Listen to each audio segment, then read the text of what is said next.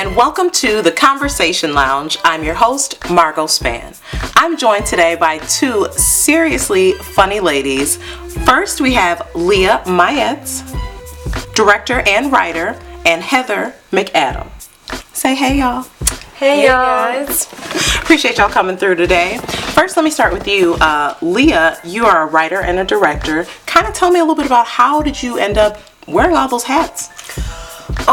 Well, I was actually living in a haunted apartment building in downtown LA. Wait, what? Yes. I was living in a building that used to be an old hotel. It was built at the turn of the century, and it was really, really haunted. It was just a really miserable experience living there. And I was there for just under 2 years. And yeah, I know. I say it with a big smile on my face, like it was awful, but it really was. And let me give you a little taste of what would happen there. For months at a time, I'd get woken up at like 3:33 a.m. because my dog would be barking at the foot of my bed, like looking up at something as if she saw like a figure or an entity. Wow. And that would happen just night after night after night. My apartment had this like really pervading feeling of like I was being watched. I'd always see like things flicker out of the corner of my eye. It was awful. So it served as inspiration. Yes, it served as inspiration. That misery actually had a purpose, I guess, because I started writing an online episodic about a haunted hotel, which sort of preys on their visitors in this really kind of bizarre overlap of past and present. So that brings us to the Hotel Barclay. Yeah. You guys are in your third season now. Yeah, we're gearing up for our third season right now. Okay. Tell me a little bit about that project and, how are you feeling about it going into the third season?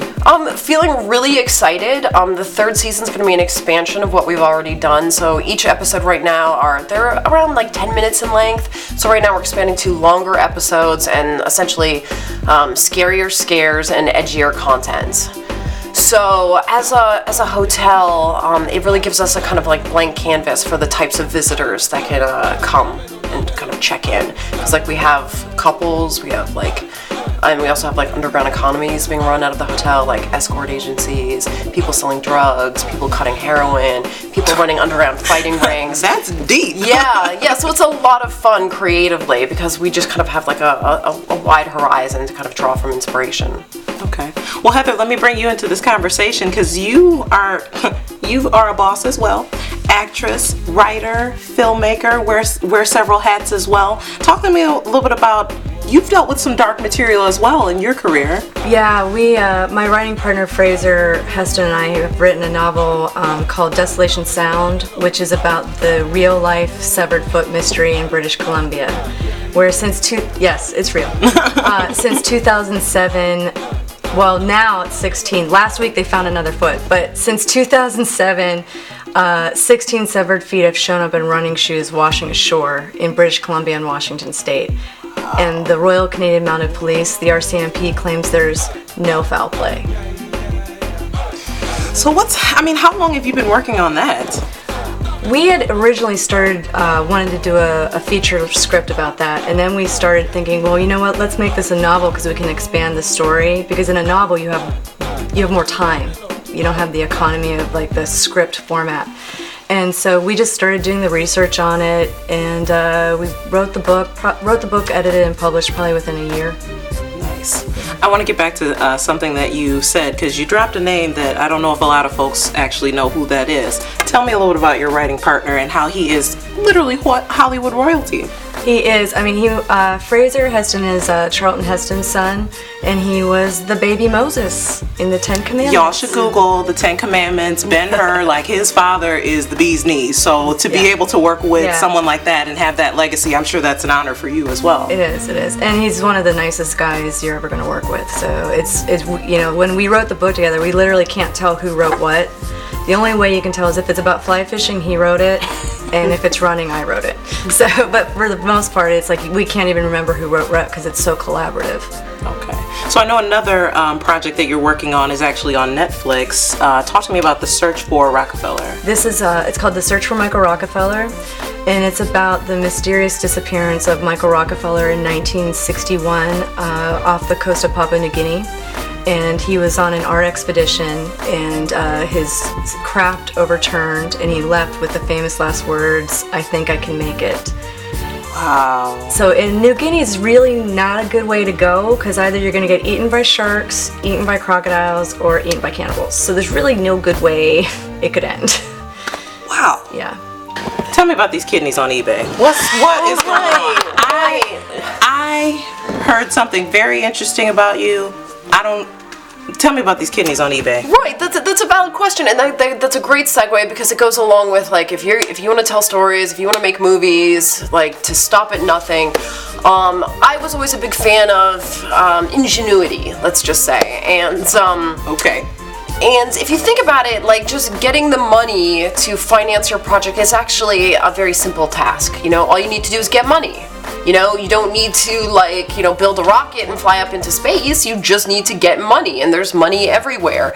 And so I was, you know, trying to come up with, you know, the quickest ways that I could get a lump sum of cash, you know, to bankroll the Hotel Barclay. This was like a year and a half ago. And, you know, I did some research, and I found, you know, I have 2 kidneys, so do you. We only need 1 to live. I was like, this is a great idea. So I researched it, and the way to do that most lucratively is to not go through a middleman, because that's, you know, how you get screwed. So I was just like, I just need to get my kidney to someone that needs it, and they can pay me directly. Wow. So I put my kidney on Craigslist and eBay, with a little picture, and not of my kidney, but just of I was just going to ask you, where did you get a picture of your kidney? You just go to Google Images, there are tons of pictures of kidneys. Got it. I put, you know, healthy, type O, positive kidney. Wow, you went into detail about this. Yeah, from a healthy, non-smoking, non-drinking, wink, female. And, you know, on Craigslist, it was flagged and taken down right away from, like, 10 major cities, you know, from Boston to San Francisco. So I was like, gosh. But on eBay, it stayed up there for a week. And I was just like, I'm feeling the love on eBay. Someone's going to come through for me on eBay. And then, one day, when I was driving in my car, a week after I had done the post, I get a call. And I'm like, hello. And they're like, hi, this is eBay. Can we speak to Leah Myette? And I was just like, oh God, because I've heard horror stories about fines and lawsuits and fines, and I was like, oh my gosh, I do not want to be hit with like a $1,000 fine or several thousand from eBay.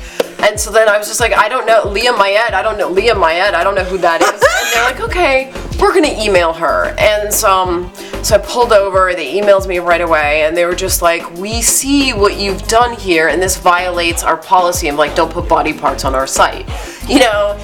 So the good news is, if you like break the law with eBay like that, because apparently you're not supposed to sell body parts in the US, they frown upon that because we're so uptight. Apparently if you do that, they slap you on the wrist and they say don't do it again, and if you do it again, that's when they slap you with a fine. So all's well that ends well. So you still got both your kidneys then? I do. Now, is one of them still for sale if someone were to offer? You know, sounds like Heather's interested. I may be negative, so I'm just saying, like, if you needed funding, you're going to be on a platform.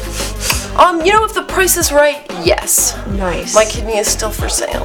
Wow. Okay. Well, on that note, we will definitely end it. If you're looking for a kidney, Leah Myette is the place you want to go.